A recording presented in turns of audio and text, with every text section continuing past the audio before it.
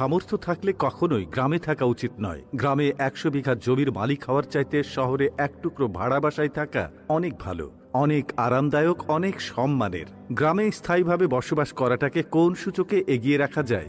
আসলে এখানে বেশিরভাগ মানুষ এতটাই টক্সিক যে তারা নিজেদের ব্যক্তিগত জীবনের চাইতে আপনার জীবন নিয়ে বেশি চিন্তিত।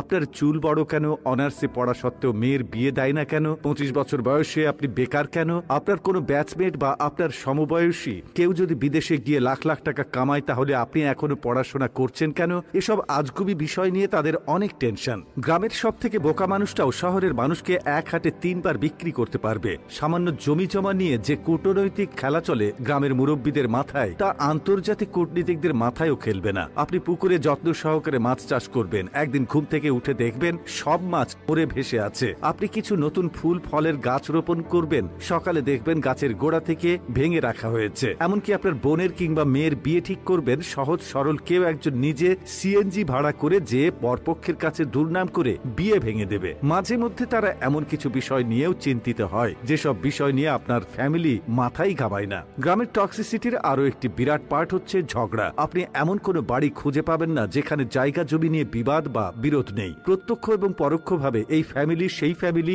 একজন আরেকজনের সাথে ঝগড়ায় লেগেই থাকে। 1 ইঞ্চি জায়গা জমি নিয়ে মামলা মোকদ্দমা, অশ্লীল ভাষায় গালি, মাথা ফাটি চলতেই থাকে হর হামেশাই। এইজন ওইজনের নামে গোপনে প্যাঁচ লাগিয়ে ঝগড়া বাঁধিয়ে দেওয়া, কাউকে পছন্দ না হলে তাকে নিয়ে গ্রামের জনে জনে কুৎসা রটনা করা, এমনকি বিবাহের প্রস্তাব আসলেও গোপনে প্যাঁচ লাগিয়ে দেওয়া যেন গ্রামের মানুষের নিত্যদিনের কাজ। গ্রামের বেশিরভাগ মানুষ এতটা অজ্ঞ যে তারা সফটওয়্যার ইঞ্জিনিয়ার বোঝে না, ইলেকট্রিক্যাল ইঞ্জিনিয়ার বোঝে না, এমনকি এমবিবিএস ডাক্তার মানেও তারা বোঝে না। তাদের কাছে সরকারি চাকরি মানেই পুলিশ হোক সে কনস্টেবল, আর্মি হোক সে সৈনিক, পিয়ন কিংবা প্রাইমারি স্কুলের শিক্ষক, এগুলোই তাদের কাছে সরকারি চাকরির মানদণ্ড। একজন নার্সকে তারা যেমন ভাবে ডাক্তার ভাবে, তেমনি ভাবেই একজন সরকারি মেডিকেল এমবিবিএস বা অন্যান্য ডাক্তারি ডিগ্রিধারীদেরকেও তারা একই রকম মনে করে। তাদের কাছে আপনি সরকারের কততম গ্রেডের চাকরি করেন তার চাইতে বেশি ইম্পর্ট্যান্ট আপনি প্রাইভেট জব করেন নাকি গভর্নমেন্ট। আপনি প্রাইমারি স্কুলের পিয়ন হলেও হয়তোবা তারা মেয়ে বিয়ে দিতে চাইবে, কিন্তু যদি শোনে আপনি প্রাইভেট কোম্পানির চাকরি করেন,